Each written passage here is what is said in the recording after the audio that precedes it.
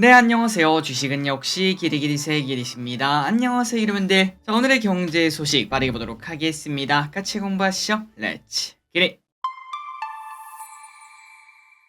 첫 번째입니다. 연준 내에서도 의견이 통일이 안 된 걸까요? 대표적인 매파이긴 하지만 카시카리 총재가 어제 기준금리 인상 가능성을 또 꺼냈다고 합니다. 그러면서 미국 증시는 조금 쉬어가는 모습을 나타냈다고 하네요. 하지만 카시카리 총재가 무조건적인 매파는 아니었습니다. 인플레가 잡힌다면 당연히 인하가 가능하다고 해서 결국은 지표에 따라 움직이겠다라고 생각을 해볼 수 있습니다. 그리고 이런 와중에 오늘 우리나라 증시도 나름 잘 버티는 모습을 나타냈습니다. 다음입니다. 엔비디아 장중 급락 이유는 드러켄 밀러라는 사람이 있다고 합니다. 이 사람이 대업급 중에 대업급인 투자자라고 하는데요. 그런데 어제 엔비디아 주식을 크게 매도했다 이렇게 말을 하면서 이 큰 기업이 장중에 조금 하락하는 모습을 나타냈다고 합니다. 물론 마지막에는 나름 이마를 해서 마이너스 2% 정도에서 마무리가 되어 그나마 다행이라고 볼 수 있는데요. 그나저나 드러켄 밀러가 뭐하는 사람인가 봤더니 그 유명한 조지 소로스와 함께 퀀텀 펀드를 운영하고 지금은 억만장자 투자자 중 한 명이라고 합니다. 그리고 AI에 대해서 자신의 생각을 밝혔는데요. 미래 가능성을 보면 분명 지금 또 저평가다. 하지만 지금 당장 봤을 때는 조금은 과열 아니겠냐라고 말을 했다고 합니다. 하지만 아무리 유명한 투자자라고 하더라도 주가의 방향을 정확하게 맞출 수는 없습니다. 이 사람의 의견은 이렇구나 이 정도로만 받아들이시면 될 것 같아요. 다음입니다. 테슬라 중국 판매 부진은 계속. 테슬라의 분기 실적 전망이 또 어두워지고 있습니다. 중국 승용차협회의 데이터를 봤더니 4월 내 중국 내 테슬라 판매량이 1년 전보다 18% 감소했고요. 지난 3월 대비 30%나 감소했다고 합니다. 그렇다면 앞으로 테슬라 어떻게 할까요? 또 차량을 판매하기 위해서 프로모션을 진행할 수밖에 없고 연속적으로 수익성이 나빠질 수밖에 없을 것 같습니다. 그리고 이렇게 저가의 판매를 하다 보면은 테슬라의 가치도 계속 떨어진다라고도 말을 해볼 수 있겠죠. 그래서 여기에 대한 걱정으로 어제 테슬라는 3% 넘는 하락세를 기록했다고 합니다. 자, 그런데 전기차 시장이 전부 다 안 좋았냐? 그건 또 아니었습니다. 중국 BYD는 전년비 50%나 판매량이 증가하는 모습을 나타내서 테슬라는 눈물을 흘릴 수밖에 없었다고 하네요. 자, 그래서 왼쪽의 차트를 보면은 테슬라 지금 현재 60일선을 딱 지키는 모습을 나타내고 있는데 오늘 또 하락한다면은 조금 더 하락폭이 커질 것 같고 만약에 오늘 반등에 성공해 준다. 그렇다면 오른쪽으로 기어가다가 올라가는 모습까지도 생각해 볼 수 있겠습니다. 오늘부터 한 3거래일이 매우 중요할 것 같네요.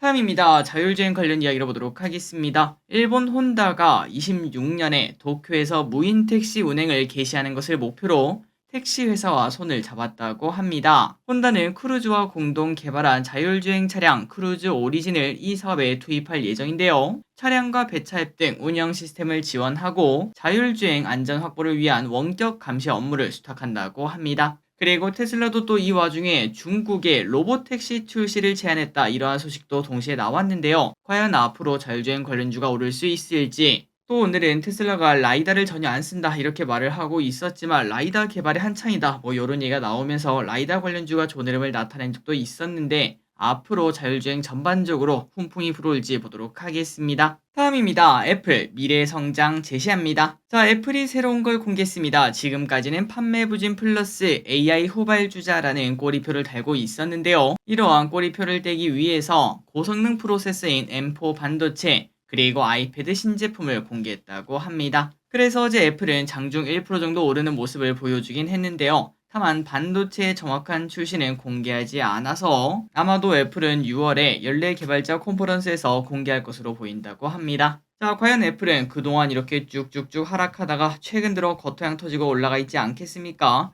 이 하락에 매수 기회였다는 이름표를 붙일 수 있을지 한번 보도록 하겠습니다. 다음입니다. HBM 수요 급증. 야, 얘네는 죽지도 않네요. 내년까지 좋다고 합니다. 시장 조사 업체에 따르면 HBM 수요는 올해 3배 가까이 늘고요. 내년에도 2배 이상 증가할 수밖에 없다고 합니다. 세계적으로 AI 언어 모델을 구축하려는 현상이 나타나며 수요는 급증했지만 생산 능력은 제한되어 있다고 하는데요.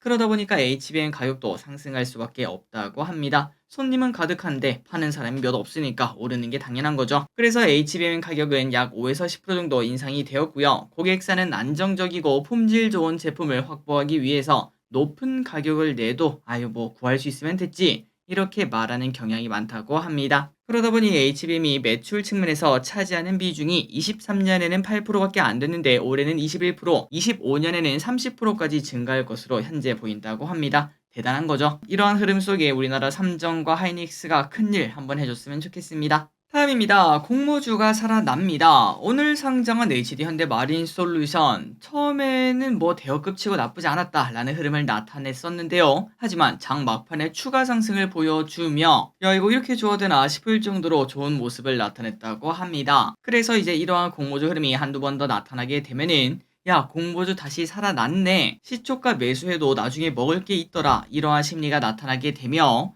추후 상장하는 공모주에게는 당연히 호재라고 말을 해볼 수 있겠죠. 앞으로 어떻게 될지 모르겠지만 일단 오늘 청약하신 ICTK도 다음 주에 상장하면은 좋은 결과 있길 바라고요. HD 현대마린솔루션도 좋은 가격에 매도하셨길 진심으로 바랍니다. 그리고 혹시나 여기서 매도했다고 하더라도 아쉬워할 필요 전혀 없겠죠. 익절은 항상 옳다. 익항올 잊지 마시기 바랍니다. 다음입니다. 쿠팡. 야, 쿠팡이 적자를 다시 냈다고 합니다. 매출은 전년 동기 대비 28%가 늘어났으나 영업이익은 61% 감소했고요.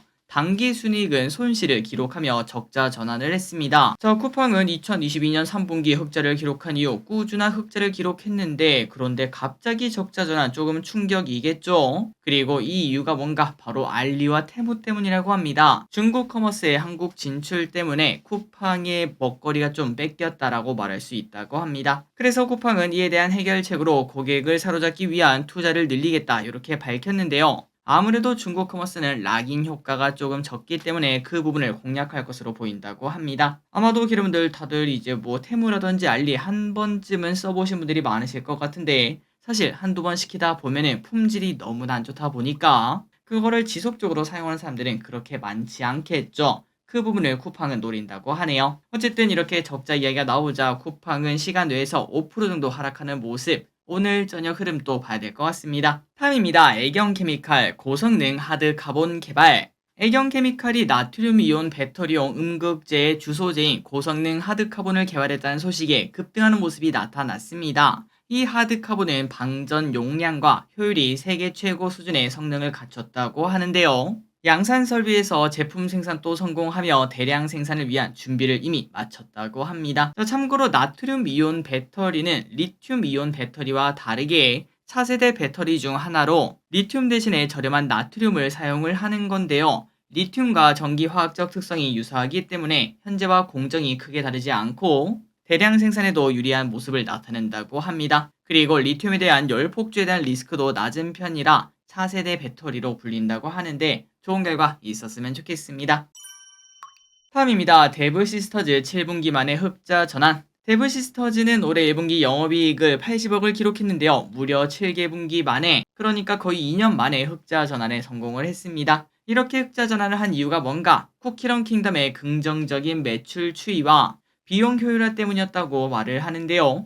직전 분기인 4분기 대비 쿠키런 킹덤의 평균 활성화 유저는 40%가 증가했고 신규 유저는 225%나 증가를 했다고 합니다. 그래서 이러한 소식에 오늘 데브시스터즈는 장중 6% 넘게 상승하는 모습을 나타냈다고 합니다. 다음입니다. 야, 통닭 가격도 이제 백종원 아저씨가 잡을 수 있을까요? 더번코리아가 백통닭이라는 상표를 출원했다는 이야기가 나왔습니다. 지금 현재 백통닭은 예산시장에서 운영 중인 옛날 통닭 전문점이라고 하는데요. 그래서 이제 이게 앞으로 프랜차이즈 사업으로 진화되는 거 아니냐 이런 얘기가 나온다고 합니다. 참고로 더번코리아는 엄청나게 많은 프랜차이즈를 가지고 있죠. 한신포차, 새마을 식당, 홍콩 반점, 연돈 볼카츠, 백다방, 백보이 등등 정말 많은 푸차를 갖고 있는데 여기에 백통닭이 추가가 될지 한번 보도록 하고, 그리고 참고로 더본코리아는 올해 상장을 준비하고 있죠. 작년 매출 4,100억대를 달성하며 22년 대비 45%나 증가하는 모습을 나타냈는데 통닭 업계에도 진출할지 한번 보도록 하겠습니다. 다음입니다. 올해 하반기 SM을 주목하자라는 보고서가 나왔다고 하는데요. 개인적으로 엔터주도 이제부터는 볼 필요가 있다라고 생각하고 있기 때문에 한번 꼼꼼히 보도록 하겠습니다. 자, 그 이유가 뭔가? 바로 3분기 대비를 앞둔 걸그룹에 대한 기대감 때문입니다. 사실 SM 하면은 또 걸그룹 명가 아니겠습니까? 그런데 여기서 이미 프로모션 이전부터 동남아 팬덤이 형성되고 있고요. 좋은 신호가 등장하고 있다고 합니다. 그래서 데뷔 시 블랙핑크와 같은 화력을 기대를 해볼 수 있다라고 말을 한다고 하네요. 그리고 올해는 공연과 굿즈 매출도 크게 증가할 것으로 보인다고 하며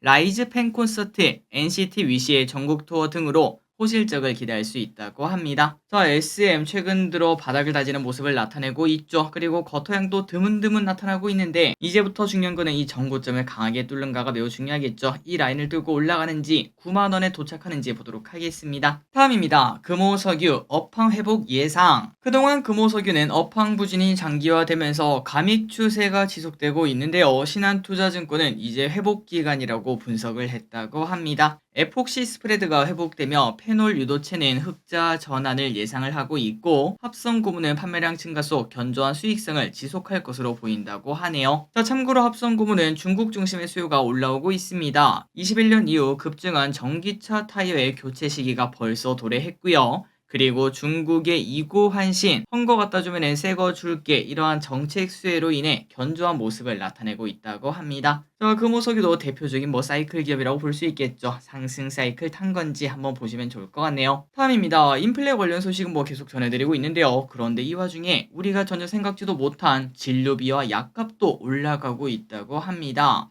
자, 작년에 결정된 건보료 인상분이 올해 반영되며 진료비와 약값이 오르고 있고요. 올해 1분기 입원 진료비는 1년 전 대비 2% 정도 상승, 이는 6년 만에 최대 상승폭이라고 합니다. 그리고 한방과 치과 진료비가 빠르게 상승하고 있다는 거 참고하시면 될 것 같습니다. 또한 약 가격도 상승하고 있습니다. 소화제는 1분기 11%, 감기약은 7%나 올랐고 진통제도 6% 가까운 상승을 나타냈다고 하네요. 진짜 모든 게 다 오릅니다. 우리 계좌 수익도 꼭 오르길 바랍니다. 다음입니다. 체코 대사 한국 원전 방문. 자, 원자력도 좋은 흐름을 나타내고 있습니다. 지난주였나요? 이응, 지읒, 리을.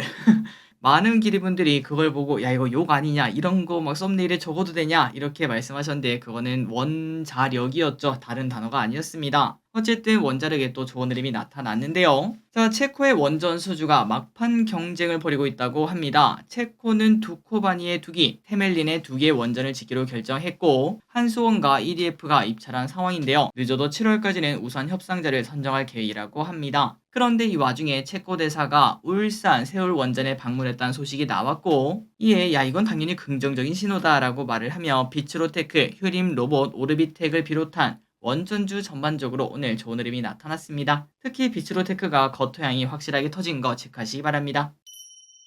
다음입니다. 주말에 뜬 뉴스 우리가 어제 확인을 했었죠. 비가 많이 내려서 브라질에서 엄청난 폭우가 쏟아졌다는 거. 그러다 보니까 곡물가가 상승한다는 이야기를 우리가 어제 봤는데 그런데 주가는 오히려 오늘 올라가는 모습이 나타나고 있습니다. 진짜 지 맘대로죠. 어쨌든 로이터의 보도에 따르면 최대 15% 정도의 생산량 감소가 나타날 수도 있다고 하며 오늘 증시가 애매서인지 사료 대두 관련주가 좋은 모습을 나타냈습니다. 하지만 왼쪽에 보다시피 윗꼬리가 조금 길게 달리며 추가 상승 여부는 아마 증시 분위기에 달린 것 같습니다. 오늘 기름분들 차트를 보시면 아시겠지만 이 친구는 처음에 올랐다가 빠지는 모습, 그 반면 오늘 코스피 코스닥은 처음에 빠지다가 올라가는 모습으로 정반대의 모습을 나타냈죠. 그렇기 때문에 앞으로 만약에 증시가 안 좋다면은 미래생명자원 줄여서 미생자 이 친구를 비롯한 사료대도 관련주가 당분간은 인버스터 성격을 가질 수 있다는 건 참고하시면 될 것 같습니다. 하지만 그 반대로 증시가 좋다면은 이 친구들이 오르기는 쉽지 않겠죠. 다음입니다. 오늘 해운주가 따뜻했습니다. 오랜만에 해운주의 겉토양이 나와줬고요. 또 전쟁 때문에 올랐나 하고 봤더니 이번에는 실적 기대감이 나온다고 합니다. BDI 지수가 전주 대비 9%나 상승하는 모습을 나타냈고요. 그리고 요즘은 또 좀 잠잠해지긴 했지만 얼마 전만 하더라도 환율이 난리 아니었겠습니까? 그러다 보니까 고환율 수혜주로도 불린다고 하는데